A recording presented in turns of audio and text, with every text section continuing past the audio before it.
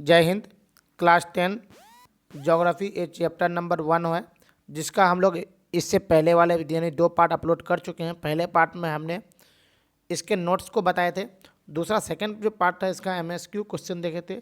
आज जो हम लोग देखेंगे ये थर्ड पार्ट होगा। ये जो पार्ट 3 जो है, इस वीडियो में हम लोग जो बात करेंगे पार्ट 3, इस वीडियो में जो हम लोग बात करेंगे, इस वीडियो में हम लोग मेनली सब्जेक्टिव ऑब्जेक्टिव दोनों तरह का क्वेश्चन रहेगा, जिसका हम लोग फुल हल करेंगे। तो कृपया वीडियो को पूरा देखिएगा। इस वीडियो को देखने के बाद आपका ज्योग्राफी का यानी चैप्टर 1 से एक भी क्वेश्चन नहीं छूटने वाला है। कृपया वीडियो को पूरा जरूर देखें। तो चलिए हम लोग स्टार्ट करते हैं। पहला प्रश्न है, लौह अयस्क किस प्रकार की संसाधन है? तो इसका राइट आंसर है अनवीकरणीय योग। यानी लौह अयस्क जो है किस प्रकार के संसाधन है? तो ये अनवीकरणीय। अनवीकरणीय का मतलब क्या होता है? वैसा संसाधन जिसको हम लोग क्या कर नहीं सकते हैं, दोबारा प्राप्त नहीं कर सकते हैं, उसे हम लोग अनवीकरणीय कहते हैं। अनवीकरणीय का मतलब समझ जाइए कि जैसे इसको आप प्राप्त करने के लिए, आपको अगर दोबारा इसको प्राप्त करने के लिए लाखों साल लग जाता है कि नहीं, तो इसी को हम लोग बोलते हैं अनवीकरणीय। दूसरा बोलता है ज्वारीय ऊर्जा, यानी ज्वारीय ऊर्जा जो है किस प्रकार के संसाधन है, हमको ये पूछ रहा है। तो ज्वारीय ऊर्जा जो है ये नवीकरण योग्य है, क्योंकि इसको हम लोग दोबारा क्या कर सकते हैं, बना सकते हैं, है कि नहीं। दोबारा इसे हम लोग क्या कर सकते हैं, बना सकते हैं। तो इसको हम लोग बोलते हैं नवीकरण योग्य संसाधन। तीसरा जो है बोलता है पंजाब में भूमि निम्नीकरण का मुख्य कारण क्या है? तो वहाँ पर पंजाब में जो भूमि जो निम्नीकरण है उसका मेन कारण है अधिक सिंचाई। क्या कारण है? अधिक सिंचाई। देखिए ये सब सब्जेक्टिव क्वेश्चन है, थोड़ा सा हम कह रहे हो। उसके बाद लिखा है सीढ़ीदार सोपान खेती के किस प्रांत का नाम, किसी प्रांत का नाम लिखिए। तो सीढ़ीदार सोपान जो है, सीढ़ीदार सोपान का मतलब क्या होता है? ऐसा खेती जो वहाँ सीढ़ीदार, मतलब ऊपर नीचे जमीन, फिर ऊपर ऊपर ऐसे, जैसे यहाँ जमीन या इधर ऐसे ऊपर इस तरह का खेती हो रहता है, जमीन रहता है कि नहीं, ऊपर ऊपर नीचे। तो वहाँ पर क्या होता है कि सीढ़ीदार खेती होता है। तो इसका जो मेन इसका खेती जो होता है वो उत्तराखंड यानी उत्तरांचल में होता है कि नहीं। नेक्स्ट प्रश्न क्या लिखा हुआ है, किस राज्य में काली मृदा पाई जाती है? काली मृदा जो है गुजरात में पाई जाती है, ये आपको पता है कि नहीं। तो चलिए अगले प्रश्न क्या लिखा हुआ है, 3 ऐसे राज्यों के नाम बताएं जहां काली मृदा पाई जाती है। इस पर ज़्यादातर कौन सी फसल उगाई जाती है? ये भी आपको पूछा है। 3 पहले ऐसे राज्य का नाम बताना, उसके बाद जहाँ पर क्या है काली मृदा पाई जाती है, और उसके साथ साथ ये भी पूछा है आपको कि काली मृदा में जो होता है किस प्रकार की फसल की सबसे अधिक खेती की जाती है। तो देखिए महाराष्ट्र, गुजरात एवं मध्य प्रदेश, आपको 3 जगह का नाम याद रखना है, महाराष्ट्र, गुजरात एवं मध्य प्रदेश। ये 3 एक ऐसा जगह है जहाँ पर सबसे ज़्यादा क्या पाया जाता है, काली मृदा पाई जाती है। काली मृदा जो पाई, इस पर जो मुख्य रूप से जो कपास की खेती होती है, आपको पता होना चाहिए। यानी काली मृदा में सबसे अधिक खेती किसकी होती है? तो वह है कपास की खेती होती है। किसकी? तो कपास की खेती होती है। नेक्स्ट क्वेश्चन है, पूर्वी तट के नदी डेल्टाओं पर किस प्रकार की मृदा पाई जाती है? पहला प्रश्न क्या लगा, पूर्वी तट के नदी डेल्टाओं पर किस प्रकार की मृदा पाई जाती है? इस पर मुख्य रूप से कौन सी फसल उगाई जाती है? आपको ये भी बताना, यानी पूर्वी तट के जो नदी डेल्टा पर है उस पर किस प्रकार का, यानी मिट्टी, मृदा मतलब होता है मिट्टी, यानी वह किस प्रकार का मिट्टी पाया जाता है, ये पहले बताना है। दूसरा चीज़ बोलता है कि वहाँ पर जो खेती जो होता है किस चीज़ का होता है। तो पूर्वी तट के नदी डेल्टाओं पर जलोढ़ मृदा पाई जाती है। कैसी मृदा पाई जाती है? जलोढ़ मृदा पाई जाती है। आपको कभी भी पूछेगा पूर्वी तट के नदी डेल्टाओं पर किस प्रकार की मृदा पाई जाती है, तो आपको सीधा आंसर देना है जलोढ़ मृदा पाई जाती है। और वहाँ पर जो खेती जो होता है, इस तो मुख्य रूप से किसका खेती होता है? गन्ना, धान और गेहूँ। क्या क्या? गन्ना, धान, गेहूँ और अन्य अनाज जैसे दलहन के पौधे उगाए जाते हैं। मेनली क्या क्या चीज़, तो गन्ना उगाया जाता है, धान उगाया जाता है, गेहूँ उगाया जाता है, और अनाज के रूप में दलहन के पौधे भी उगाए जाते हैं, है कि नहीं। उम्मीद है समझ में आ रहा है। अब जो अगला प्रश्न है, पहाड़ी क्षेत्र में मृदा अपरदन की रोकथाम के लिए क्या कदम उठाए जाना चाहिए? मतलब पहाड़ी क्षेत्र जो होता है, पहाड़ वाला क्षेत्र जो होता है, पहाड़ी इलाका कैसा होता है, जगह ऐसा होता है, ऊपर नीचा होता है। तो वहाँ पर जो मृदा अपरदन मतलब मृदा को जो मृदा जमीन जो कट रहा है उसको कटने से कैसे रोका जाएगा, है कि नहीं, उसके लिए क्या कदम उठाना चाहिए? तो पहाड़ी क्षेत्र में मृदा अपरदन को रोकने, अपरदन का मतलब समझ गया, कटने से रोकना है। तो अपरदन को रोकने के लिए निम्न कदम उठाए जाते हैं। सबसे पहला जो होता है उसमें समोच्च जोताई। क्या है? समोच्च जोताई।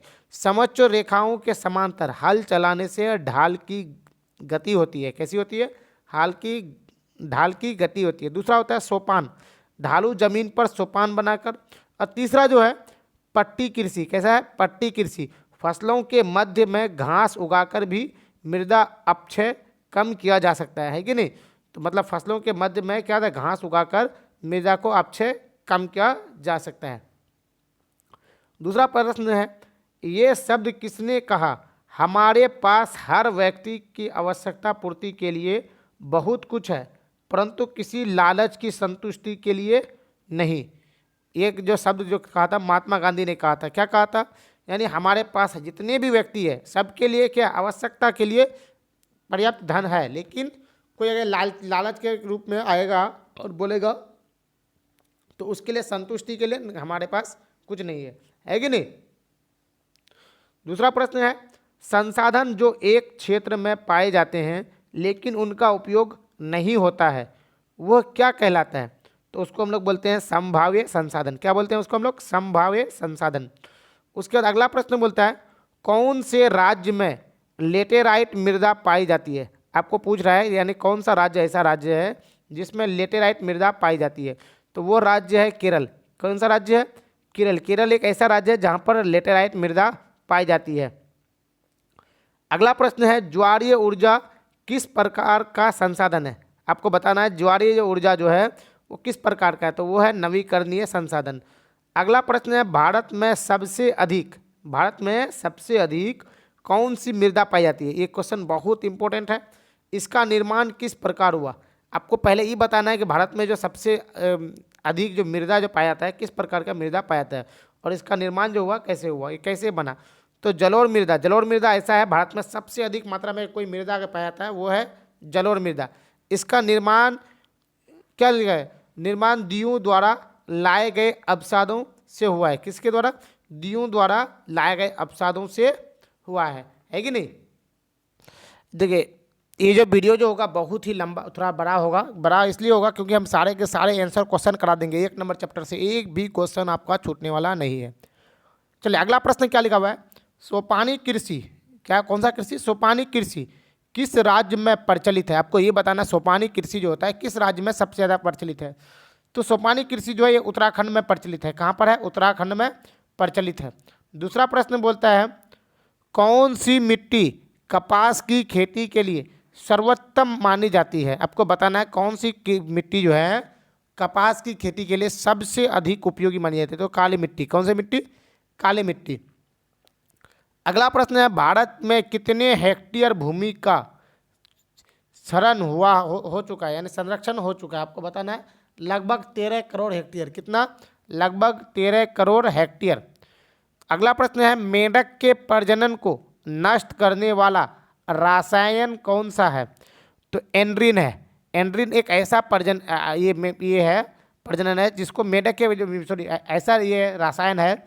एंड्रीन एक ऐसा रासायन है जो क्या करता है, मेंढक के जो प्रजनन जो होता है, मेंढक का जब प्रजाति होता है उसको बढ़ने में क्या कर देता है? नष्ट करता है कि नहीं? अगला प्रश्न है, देश के बांधों को किसके क्या लिखा हुआ है? देश के बांधों को किसने भारत का मंदिर कहा था? क्या बोल रहा है? देश के बांधों को किसने भारत का क्या कहा था? मंदिर कहा था। तो वो जो था पंडित जवाहरलाल नेहरू। कौन था? पंडित जवाहरलाल नेहरू। पंडित जवाहरलाल नेहरू क्या कहा था? देश के जो बांध जो है उसको भारत का क्या कहा था? मंदिर कहा था।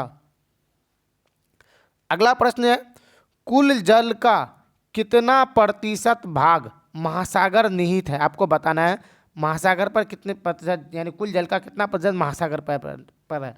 तो 95.5% जो जल है वो किस पर है? महासागर पर निहित है। अगला प्रश्न बोलता है, वृहद क्षेत्र में जल की उपस्थिति के कारण पृथ्वी को क्या कहते हैं?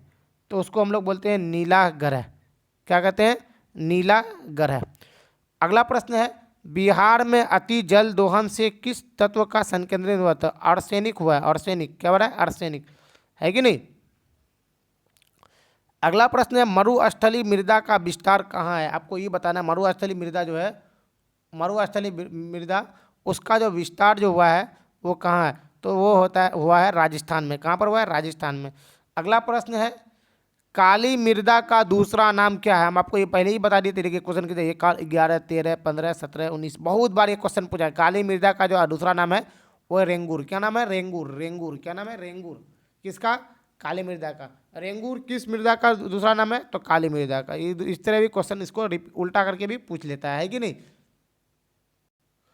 अगला प्रश्न है, पेट्रोलियम किस प्रकार का संसाधन है? आपको बताना है पेट्रोलियम जो है किस प्रकार का संसाधन है। क्या पेट्रोलियम एक बार समाप्त हो जाएगा तो दोबारा उसे हमको प्राप्त कर सकते हैं? तो इट इज नॉट पॉसिबल। वहाँ वो पॉसिबल नहीं है। उसको दोबारा प्राप्त करने के लिए लाखों साल लग जाएगा। कितना साल? लाखों साल। हो भी सके कि प्राप्त हो भी सकता है, नहीं भी हो सकता है। पेट्रोलियम एक और नवीकरणीय संसाधन होगा। क्या होगा? और नवीकरणीय संसाधन है कि नहीं। अगला प्रश्न है, समुद्री क्षेत्र में राजनीतिक सीमा के कितने किलोमीटर क्षेत्र तक संपदा निहित है? तो वह है 19.2 किलोमीटर। कितना किलोमीटर? 19.2 किलोमीटर। अगला प्रश्न है, डाकू की अर्थव्यवस्था का संबंध किससे है? तो संसाधन के विदोहन से। किससे? संसाधन के विदोहन से, मतलब संसाधन को नष्ट करने से, है कि नहीं। अगला प्रश्न है, तट रेखा से कितने किलोमीटर क्षेत्र की सीमा अपवर्जक आर्थिक क्षेत्र कहलाते हैं? तो ये है 200 किलोमीटर। कितने किलोमीटर? 200 किलोमीटर। अगला प्रश्न है, सौर ऊर्जा में कौन सा संसाधन है? आपको बताना सौर ऊर्जा जो है उसमें कौन सा संसाधन है। तो उसमें है पुनः प्रतियोग्य। क्या है? पुनः पूर्ति योग्य। कौन सा सौर ऊर्जा में कौन सा संसाधन है? पुनः पूर्ति योग्य। अगला प्रश्न है, कोयला किस प्रकार का संसाधन है? तो कोयला को क्या दोबारा प्राप्त कर सकते हैं? तो इसका प्रश्न आंसर होगा नहीं। कोयला एक अनवीकरणीय संसाधन है। कैसा संसाधन है? अनवीकरणीय।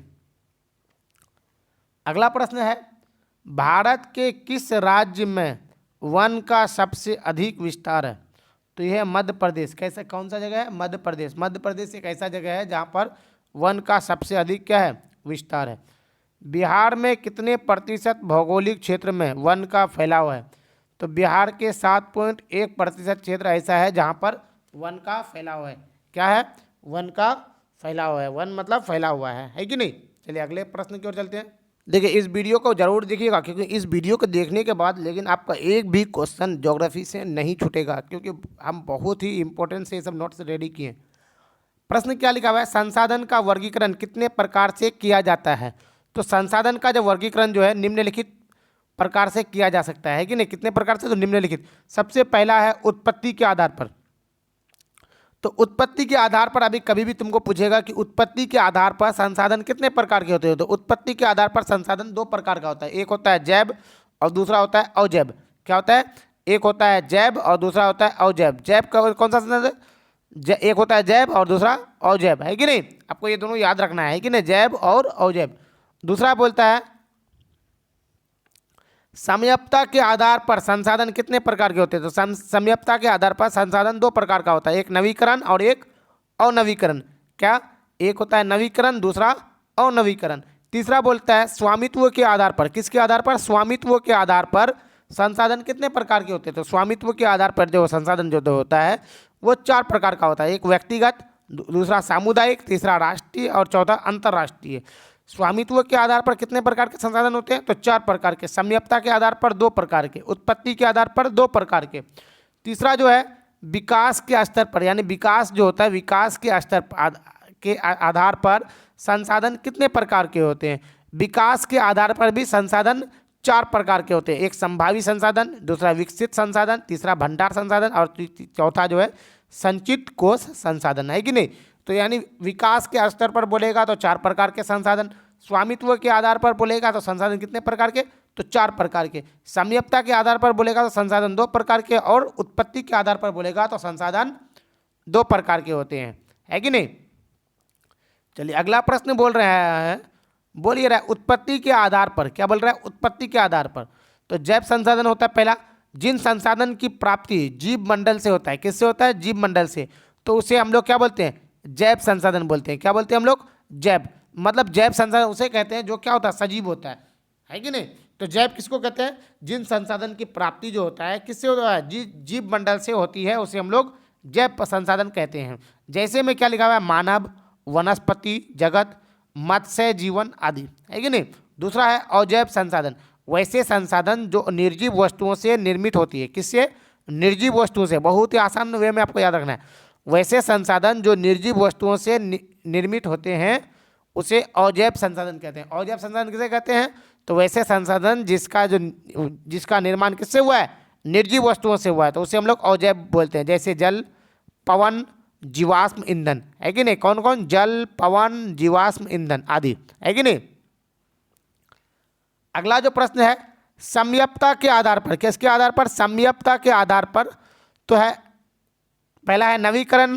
नवीकरण क्यों है? वह संसाधन जिन्हें भौतिक, रासायनिक या यांत्रिक प्रक्रिया द्वारा पुनः उत्पन्न किया जा सकता है।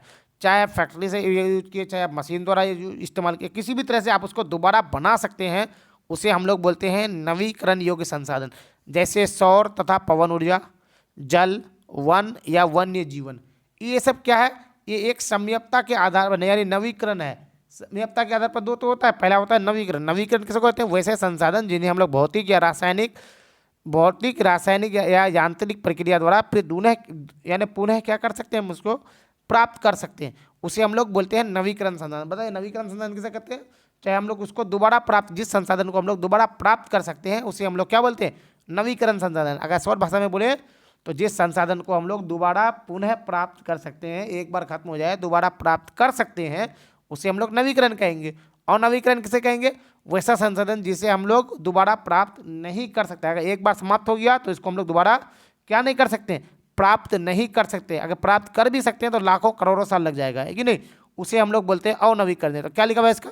वैसे संसाधन जिसे एक बार प्रयोग करने के बाद, क्या बोलता है? एक बार प्रयोग करने के बाद खत्म हो जाते हैं या इन्हें दोबारा प्राप्त करने के लिए लाखों वर्ष लग जाते हैं। कैसे साल? लाखों साल, लाखों करोड़ों साल भी लग जाता है, तो इसे हम लोग क्या बोलते हैं? अनवीकरणीय। अनवीकरणीय संसाधन किसे कहते हैं? वैसे संसाधन जो एक बार खत्म हो जाएगा, दोबारा उसे प्राप्त करने के लिए हमको कितना साल लगेगा? लाखों करोड़ों साल लग जाता है, उसे हम लोग बोलते हैं अनवीकरणीय। तो जैसे क्या होगा? तेल, कोयला आदि, है कि नहीं। 21 प्रकार का संसाधन है, तो अनवीकरणीय, है कि नहीं। चलिए अगला प्रश्न है, उम्मीद है आपको समझ में आ रहा है। स्वामित्व के आधार पर, किसके आधार पर? स्वामित्व के आधार पर। सबसे पहला है व्यक्तिगत संसाधन। जिन संसाधनों का स्वामित्व निजी व्यक्तियों के हाथ में होता है। किसके हाथ में होता है? निजी व्यक्तियों के हाथ में होता है, उसे हम लोग क्या कहते हैं? स्वामित्व, यानी व्यक्तिगत संसाधन कहते हैं। अब जैसे ये मेरे पास एक पेंसिल है, ये पेंसिल है ना, तो इसका मालिक कौन है? हम खुद हैं। तो ये किस प्रकार का संसाधन होगा? जल्दी बताइए। ये व्यक्तिगत होगा। व्यक्तिगत संसाधन उसे कहते हैं जो, यानी उसका मालिक स्वयं होगा। जैसे मेरे पास एक घर है, तो घर का मालिक कौन है? हम हैं, तो कैसा संसाधन होगा? व्यक्तिगत होगा, है कि नहीं। जैसे होगा भूखंड, घरों, वो अन्य जायदाद के मालिक निजी व्यक्तिगत होते हैं, है कि नहीं। वो क्या होगा? व्यक्तिगत संसाधन कहलाएगा। अगला प्रश्न आता है सामुदायिक संसाधन। कैसा संसाधन? सामुदायिक संसाधन। जिन संसाधनों का स्वामित्व, यानी मालिक, स्वामित्व का मतलब होता है मालिक, समुदाय के सभी सदस्यों को उपलब्ध होते हैं, उसे हम लोग क्या कहते हैं? सामुदायिक संसाधन। मतलब वैसा संसाधन जिसका मालिक एक अकेला नहीं हो, कई आदमी होता है, उसको हम लोग क्या बोलते हैं? सामुदायिक संसाधन कहते हैं। जैसे सार्वजनिक पार्क जो होता है, जहाँ पर आदमी घूमने जाता है, तो पार्क क्या होगा? क्या उसका मालिक एक होता है? नहीं, उसका एक आदमी मालिक नहीं होता है, वो पूरा किसका होता है? वहाँ का समुदाय का होता है, वहाँ का जितने भी आदमी सबका उसका मालिक होता है कि नहीं।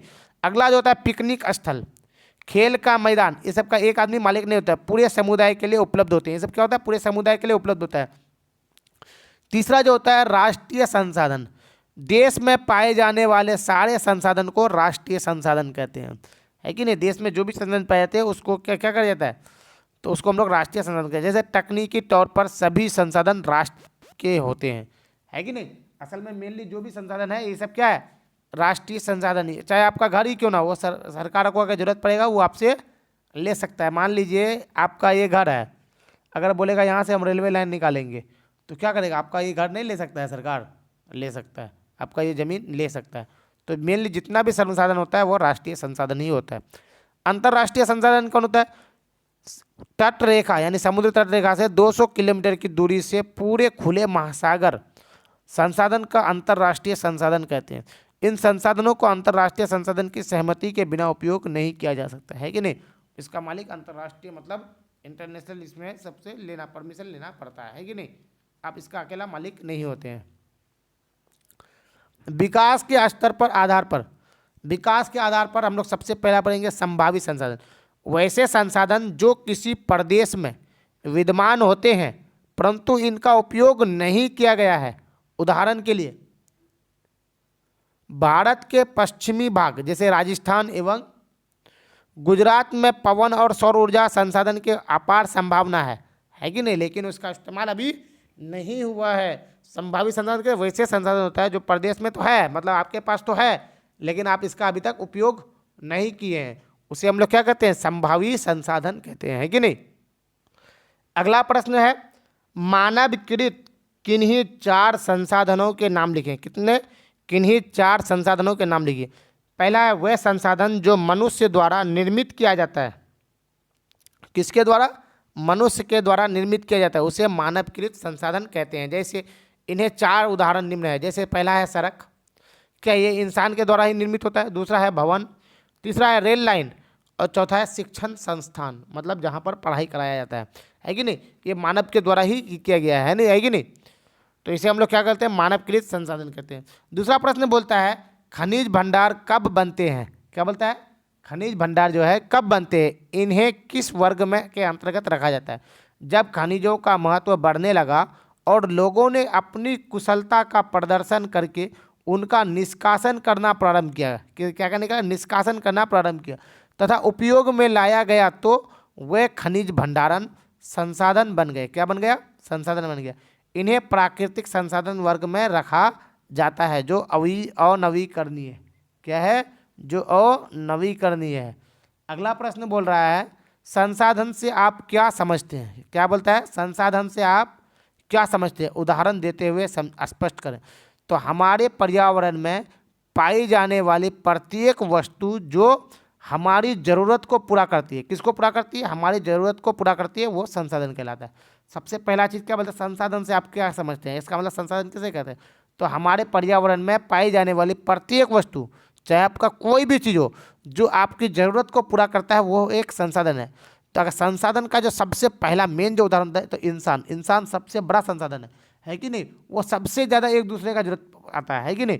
तो मानव सबसे बड़ा संसाधन होता है। क्या मानव संसाधन है, यस, मानव एक संसाधन है, लेकिन कैसा, सबसे बड़ा संसाधन। शर्त यह है कि वस्तु तकनीकी रूप से सुगम, आर्थिक रूप से उपयोगी तथा सांस्कृतिक रूप से मान्य हो, है कि नहीं।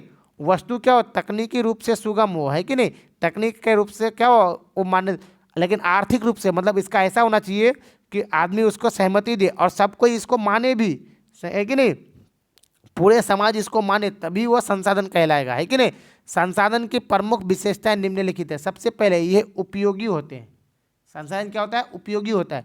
दूसरा जो बोल रहा है ये साधारणतः या सीमित मात्रा में पाए जाते हैं। किसमें, सीमित मात्रा में पाए जाते हैं। ये साधारणतः सीमित मात्रा में पाए जाते हैं। तीसरा जो बोल रहा है ये वस्तुओं तथा सेवाओं के निर्माण में उपयोगी होते हैं। किसमें, ये वस्तुओं तथा सेवाओं के निर्माण में क्या होता है, उपयोग होता है। चौथा जो बोल रहा है संसाधन की उपयोगिता, संसाधन की उपयोगिता विज्ञान एवं तकनीक में विकास के साथ साथ बदलती रहती है। संसाधन की उपयोगिता क्या है, विज्ञान एवं तकनीक में क्या होता है, विकास के साथ साथ क्या होता है, बदलते रहता है कि नहीं। विकास के साथ साथ क्या होता है, बदलते रहता है। चलिए अगले प्रश्न की ओर चलते हैं हम लोग। अगला प्रश्न है भारत में पहाड़ों से भरी भूमि का प्रतिशत कितना है। तो भारत में जो पहाड़ों से भरी भूमि जो है उसका प्रतिशत जो है 30% है। कितना परसेंट है, 30%, 30%। अगला प्रश्न है नदियों द्वारा लाए और जमा किए गए अवसादों से किस प्रकार की मिट्टी बनती है। तो वो बनती है जलोढ़ मिट्टी। किस प्रकार की मिट्टी बनती है, जलोढ़ मिट्टी बनती है। अगला प्रश्न बोलता है उत्तर प्रदेश के झांसी और मिर्जापुर में कौन सा मिट्टी मिलता है। तो लाल मिट्टी मिलता है। उत्तर प्रदेश के झांसी और मिर्जापुर में कौन सा मिट्टी मिलता है, तो लाल मिट्टी। अगला प्रश्न बोलता है मिट्टी कटाव के 2 प्रमुख कारक क्या है। तो मिट्टी का कटाव का जो पहला प्रमुख जो कारक है पानी का प्रवाह और दूसरा है मानवीय क्रियाकलाप। क्या है, मानवीय क्रियाकलाप, है कि नहीं। तीसरा अगला प्रश्न बोलता है काली मिट्टी में मुख्यतः कौन सी फसल उगाई जाती है। तो आपको पता ही होगा काली मिट्टी में जो मुख्य रूप से खेती की जाती है वो की जाती है कपास की खेती। किसकी, कपास की। अगला प्रश्न बोलता है कपास नहीं समझे, सूती गई। पूर्वी तट पर देलताई भागों में कौन सी मिट्टी मिलती है? तो जलोढ़ मिट्टी मिलती है कि नहीं? कौन सा मिट्टी? जलोढ़। हिमाचल प्रदेश में किस प्रकार की मिट्टी पाई जाती है? हिमाचल प्रदेश में पहाड़ी मिट्टी पाई जाती है। कौन सी मिट्टी? पहाड़ी मिट्टी पाई जाती है। अगला प्रश्न बोलता है पश्चिमी तट पर किस प्रकार की मिट्टी पाई जाती है? तो पश्चिमी तट जो है उसमें लेटेराइट मिट्टी पाई जाती है। कैसा मिट्टी? लेटेराइट मिट्टी पाई जाती है। अगला प्रश्न बोलता है महाराष्ट्र में किस प्रकार की मिट्टी पाई जाती है? तो महाराष्ट्र में काली मिट्टी पाई जाती है। कैसी मिट्टी? काली मिट्टी। महाराष्ट्र में कैसी मिट्टी पाई जाती है? तो काली मिट्टी। पश्चिमी राजस्थान में किस प्रकार की मिट्टी पाई जाती है? तो पश्चिमी राजस्थान में बालुई मिट्टी पाई जाती है। पश्चिमी राजस्थान में कैसी मिट्टी पाई जाती है? तो बालुई मिट्टी। अगला प्रश्न बोल रहा है क्षेत्रफल की दृष्टि से उत्तराखंड केरल से बड़ा है परंतु इसकी आबादी कम है, क्यों? क्षेत्रफल की दृष्टि से उत्तराखंड जो है किससे बड़ा है? केरल से बड़ा है परंतु इसकी आबादी कम है, क्यों? तो उत्तराखंड का अधिकांश भाग जो है क्या है? पहाड़ी है। कैसा है? उत्तराखंड का अधिकांश ज़्यादातर भाग जो है क्या है? पहाड़ी है। इसलिए क्षेत्रफल की दृष्टि से उत्तराखंड केरल से बड़ा है। उत्तराखंड जो क्या है केरल से बड़ा है, लेकिन इसकी आबादी कम है। क्यों कम है? क्योंकि वहाँ पर रहने योग्य जगह जो है कम है कि नहीं? ऐसे तो जगह तो बहुत है उत्तराखंड में, तो जगह ज़्यादा होने से क्या हुआ? वहाँ पर क्या किसके लिए जगह कम है? वहाँ पर जो चीज़ होता है मेनली जो वहाँ पर जो ये होता है, वहाँ क्या होता है? वहाँ पर हम लोग पहाड़ी क्षेत्र ज़्यादा है, जिस वजह से वहाँ पर क्या है? आदमी कम है। अगला प्रश्न बोलता है किन दो राज्यों में सबसे अधिक व्यर्थ भूमि पाई जाती है? तो किन दो राज्यों में? जम्मू कश्मीर में है कि नहीं? किन दो राज्यों में सबसे यानी बेकार जमीन यानी सबसे बर्बाद जमीन जो ऐसा है जहाँ पर सबसे ज़्यादा बर्बाद है? तो बर्बाद जो है सबसे ज़्यादा आगे बोलेगा तो वो है जम्मू कश्मीर। 60% वहाँ का ज़मीन क्या है? खराब है। खराब क्यों? वहाँ बर्फ़ से ढका रहता है। और राजस्थान में 30% जो क्या बालू से ही रहता है। अन्य राज्यों की अपेक्षा सबसे व्यर्थ भूमि है यानी बेकार का ज़मीन है। 60% जम्मू कश्मीर में क्या है? ज़मीन खत्म है, जिसमें इंसान रह नहीं सकता है। वहाँ पर क्या होता है? वहाँ पर जो है 60% जगह ऐसा है जहाँ पर क्या है? बर्फ़ ही बर्फ़ ढका हुआ रहता है। और राजस्थान में 30% ऐसा जगह है जहाँ पर क्या होता है? जल्दी बताइए। बालू ही बालू है कि नहीं? रेत। भूमि क्षेत्र के ह्रास को रोकने के कुछ कारगर उपाय बताएं। तो भूमि क्षेत्र जो है के ह्रास को रोकने के लिए कुछ कारगर उपाय इस प्रकार हैं। नंबर 1 में है भूमि के उपयोग और भूमि की उत्पादन शक्ति का सामंजस्य करना, अर्थात नियोजन करना है कि नहीं? अर्थात क्या करना? नियोजन करना। दूसरा जो बोल रहा है पर्वतीय क्षेत्रों में सीढ़ीनुमा खेती बनाकर खेती करना चाहिए। क्या क्या चाहिए? पर्वतीय क्षेत्र में आपको सीढ़ीनुमा खेती बनाकर यानी खेती बना खेती करना चाहिए। तीसरा जो है फसल चक्रण विधि का उपयोग करना चाहिए। कैसा? फसल चक्रण विधि का उपयोग करना चाहिए जिससे मिट्टी एक ही तत्व का बार बार शोषण ना हो, है कि नहीं? चौथा जो बोल रहा है मरुस्थल के सीमावर्ती क्षेत्र में झाड़ियों को लगाना चाहिए। पांचवा जो कारण है मिट्टी के तत्व की कमी को उर्वरक किसके रूप में? उर्वरक मतलब खाद और खाद देकर पूरा करना चाहिए। मिट्टी के जो तत्व जो है उसमें कमी नहीं हो, इसके लिए हम लोग को क्या रखना चाहिए? उर्वरक और खाद देकर क्या करना चाहिए? उसको दूर करना चाहिए। चौथा नंबर जो है छठा नंबर पशु चारण एवं वन कटाव का प्रतिबंध लगाना चाहिए। वो क्या है कि नहीं? पशु चारण एवं वन कटाव क्या ना उसको हमको रोकना चाहिए, है कि नहीं? मिट्टी का ताकि ह्रास कम हो।